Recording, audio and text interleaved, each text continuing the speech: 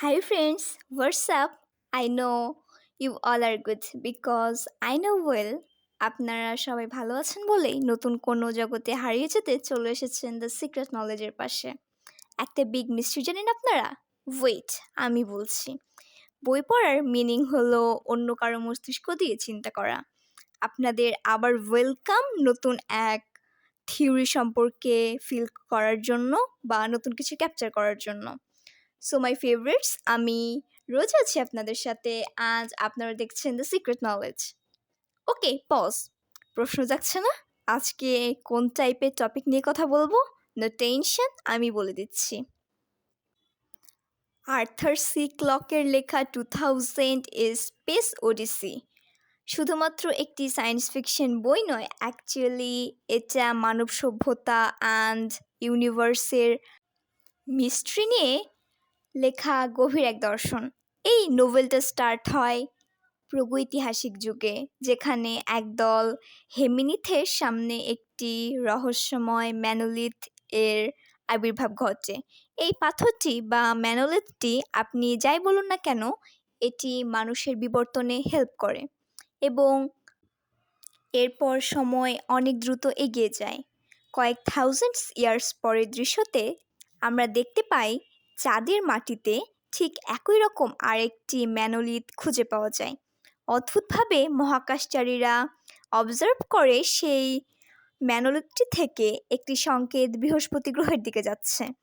সময় আরও এগিয়ে যায় প্রায় 15 বছর কিংবা তারও বেশি, ঠিক মনে নেই, এবং মানুষ নতুন কোনো এক সভ্যতা কিংবা উন্নত টেকনোলজির খোঁজে সেই অদ্ভুত সংকেতটি অনুসরণ করে ডিসকভারি 1 নামের একটি স্পেসশিপ যাত্রা শুরু করে নতুনত্বের আশায়।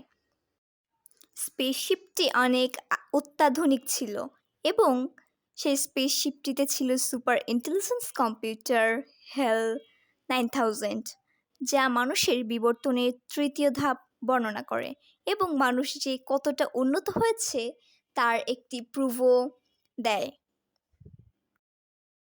হেল 9000 কম্পিউটারটি মানুষের মতো আবেগ অনুভব করতে পারত, কিন্তু সে আবেগ নিয়ন্ত্রণ করতে পারত না, বিকজ এটা টেকনোলজির জন্য নতুন একটা ধাপ। যাত্রাপথে সুপার ইন্টেলিজেন্স কম্পিউটারে তথ্যতে কিছু ত্রুটি দেখা যায় এবং নভোচারীগণ এই সুপার কম্পিউটারকে তাদের জন্য বিপজ্জনক মনে করে অ্যান্ড এটা ধ্বংস করার প্ল্যান করে। কিন্তু সদ্য আবেগ অনুভূতি সম্পর্কে অনুভব করা যন্ত্রটির কাছে ছিল একটি একটি মৃত্যুর সমান। নিজেকে বাঁচাতে কম্পিউটারটি মানুষের জন্য হুমকি হয়ে দাঁড়ায়।